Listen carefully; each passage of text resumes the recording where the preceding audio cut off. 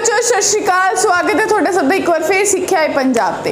ਅੱਜ ਅਸੀਂ ਕੀ ਪੜਨ ਵਾਲੇ ਆ? ਅਸੀਂ ਜਿਓਮੈਟ੍ਰੀਕਲ ਐਪਲੀਕੇਸ਼ਨ ਆਫ ਮੋਡੂਲਸ ਪੜਨ ਵਾਲੇ ਹਾਂ। ਹਾਲਾਂਕਿ ਤੁਹਾਨੂੰ ਪਤਾ ਹੈ ਕਿ ਪਿਛਲੀ ਕਲਾਸ ਵਿੱਚ ਅਸੀਂ ਤਿੰਨ ਐਪਲੀਕੇਸ਼ਨ ਆਲਰੇਡੀ ਪੜ ਚੁੱਕੇ ਸੀ। ਕਿਹੜੀ ਐਪਲੀਕੇਸ਼ਨ ਆਲਰੇਡੀ ਪੜ ਚੁੱਕੇ ਸੀ ਰਾਜੇ? ਤੁਸੀਂ ਆਲਰੇਡੀ ਡਿਸਕਸ ਕਰ ਚੁੱਕੇ ਸੀ ਮਾਈ ਡੀਅਰ ਬੱਚਾ ਪਾਰਟੀ डिस्टेंस फार्मूला बारे। अगर किसी ने नहीं देखा तो पिछली वीडियो रैफर करो। डिस्टेंस फार्मूला आप पढ़िया सी, ठीक है जी। दूसरी चीज़ असी पढ़ी सी परपेंडिकुलर बाइसैक्टर कि परपेंडिकुलर बाइसैक्टर किमें हैल्पफुल हुंदा मॉडुलस विच। थर्ड तुसी पढ़ी सी इक्वेशन ऑफ लाइन सेगमेंट, ठीक है जी। फिर आप क्या सी कि अगली लैक्चर यानी कि अज की class which a they section दे विच असी पढ़ांगे ज्योमैट्रिकल एप्लीकेशन मॉडुलस दी केड़ी सर्कल बारे। तो अज असी प्योरली गल करांगे इक्वेशन ऑफ सर्कल। हालांकि normal equation standard equation x square plus y square is equals to r square हुंदा। हुण इत्थे सानू दिता होया कि कोई ओ पॉइंट है जेड पॉइंट है, तो तुहानू पता है कि जो ओ पी का मॉडुलस है द डिस्टेंस है वो मॉडुलस जेड के बराबर है। किस दे बराबर है बच्चे? जेड। अगर जेड जो है एक्स प्लस आयोटा वाई है तो तुसी कह सकते हो मॉडुलस जेड जो है मेरे को under root x square plus y square के बराबर आएगा, ठीक है। तो तुसी अगर इनू मान लो कि किसी आर के बराबर है यानी कि डिस्टेंस आर है तो तुसी कह सकते हो x square plus y square जो है वो आर स्क्वायर के बराबर है। तो तुहानू इक्वेशन ऑफ सर्कल मिली। कैसी इक्वेशन? जिदा सेंटर ओरिजिन पे है, ऐसी इक्वेशन जिदा सेंटर ओरिजिन पे है तो जिदा रेडियस आर है, ठीक है जी। इसी तरीके ना अगर तुहानू दो पॉइंट दे दें कि एक Z1 है एक Z2 है, हुण इक्वेशन ऑफ सर्कल क्या बनेगी? मान लो कि इहदा रेडियस R है तो Z1 पॉइंट तुहाडे कोल अगर x1 प्लस आयोटा y1 है तो Z तुहाडे कोल x प्लस आयोटा y है, तो तुहानू पता इक्वेशन क्या बनेगी? लाइन सेगमेंट 2 पॉइंट की, यानी कि x minus x1 the square plus y minus y1 the square is equals to R।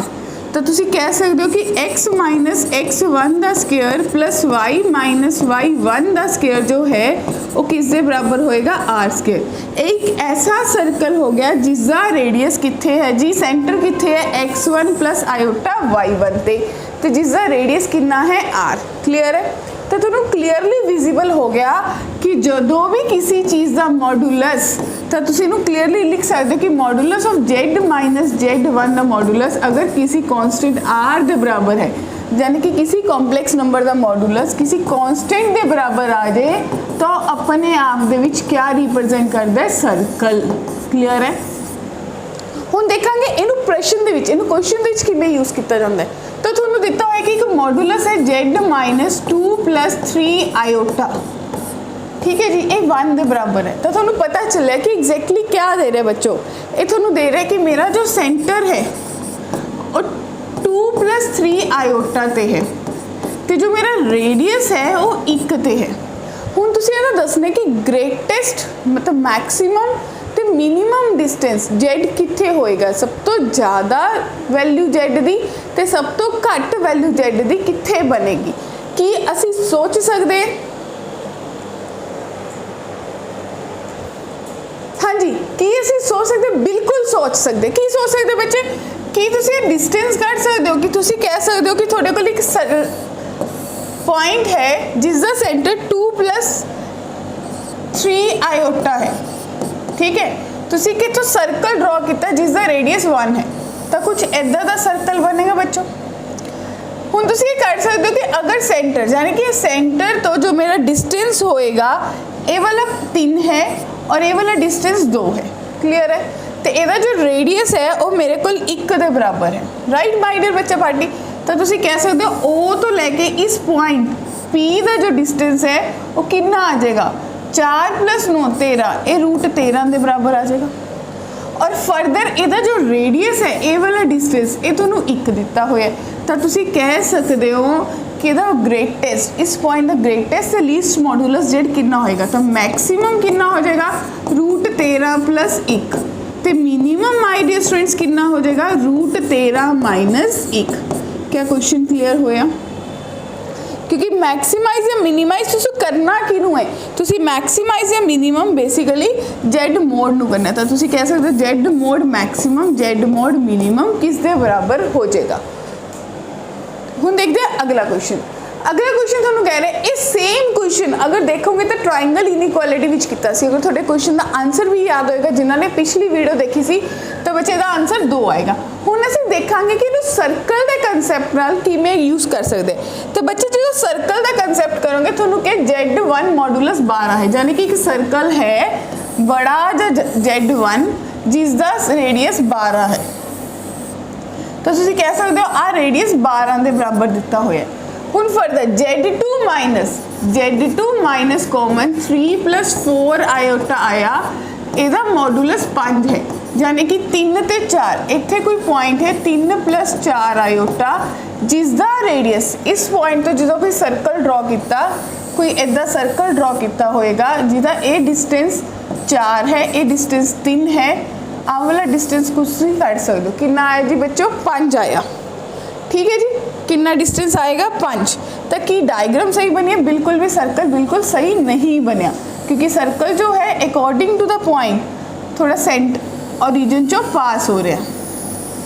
तो इतने कोई पॉइंट है 3 + 4 आयोटा। ठीक है जी, आ डिस्टेंस थोड़े को बच्चों 5 आ गया। क्लियर है?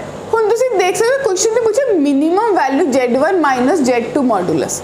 तो तुसीं क्लीयरली देख सकते हो कि Z1 माइनस Z2 ये थोनों रेडियस दे रहे हैं, तुसीं कट लिया, ये थोनों क्या दे रहे हैं सेंट। हुण अगर मिनिमम डिस्टेंस देखोगे तो थोड़े को मिनिमम डिस्टेंस कितना आएगा सोच के देखो। Z1 माइनस Z2, Z1 पूरा बाहर तक है, यानी कि पूरा डिस्टेंस इत्थे तक 12 है, टिल देयर 12 डिस्टेंस है। ਉਹਦੇ ਵਿੱਚੋਂ ਇਹ डिस्टेंस टोटल कितना हो जाएगा 10 हो जाएगा, क्योंकि डायमीटर 10 है।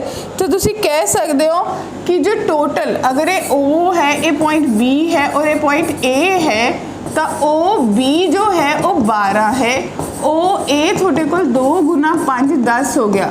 तो क्वेश्चन ने थोड़े तो पूछा है मिनिमम, यानी कि AB पूछा है Z1 माइनस Z2, तो तुसी कह सकते हो थोड़े को 2 के बराबर आ जाऊगा। क्लियर है जी? एक होर क्वेश्चन देखते हैं। हुण इहदे विच इक्वालिटी नहीं दिती, क्वेश्चन ने तुहानूं देखो इनइक्वालिटी देती, यानी कि क्वेश्चन कह रहा है कि Z minus common 3 + 2 iota modulus less than equals to 2। अगर इक्वल हुंदा तो सर्कल की इक्वेशन दिंदा। तुसीं कहंदे कि अगर इक्वल हुंदा तो सर्कल दिंदा, कैसा सर्कल जिसका पॉइंट 3 + 2 आयोटा 3x 3y 2, कुछ 3 + 2 आयोटा इत्थे है। तो जो मेरा सर्कल है उधर रेडियस जो है वो मतलब अगर इधर रेडियस देखोगे कितना आएगा ओरिजिन, तो सोच के देखो डिस्टेंस 9 ते 4 13, बटे 13 नहीं है 2 है, यानी कि ओरिजिन जो पास नहीं हो रहा। क्लियर है? हुण एदा जो रेडियस है 2 या 2 तो घट है, यानी कि एदा जो एरिया है जो क्वेश्चन कहना चाह रहा है कि एदे जिन्ने भी पॉइंट्स है Z या तो ये सर्कमफ्रेंस से होंगे, यानी कि इत्थे हो सकते सर या फिर अंदर, तो ये सारा एरिया की भी गल कर रहे हो। ठीक है बच्चों? हुण दूजी, अगर तुम्हें ये पता चल गया कि आ वाला पॉइंट 2 मान लो। क्लियर है? हुण अगला थोड़े को 2Z माइनस 6 + 5 आयोटा मॉडुलस। हुण कदे भी तुहानूं हुण तक जिन्ने भी प्रश्न किए है या असीं गल की है, हर किसी दे विच Z का कोफिशिएंट 1 हुंदा, इत्थे 2 है, कदे भी नहीं देखा 2 3 - 2 लैम्डा के, तो 2 कॉमन कट लो, तो कढ़िया तो Z माइनस 3 + 5/2 आयोटा आया।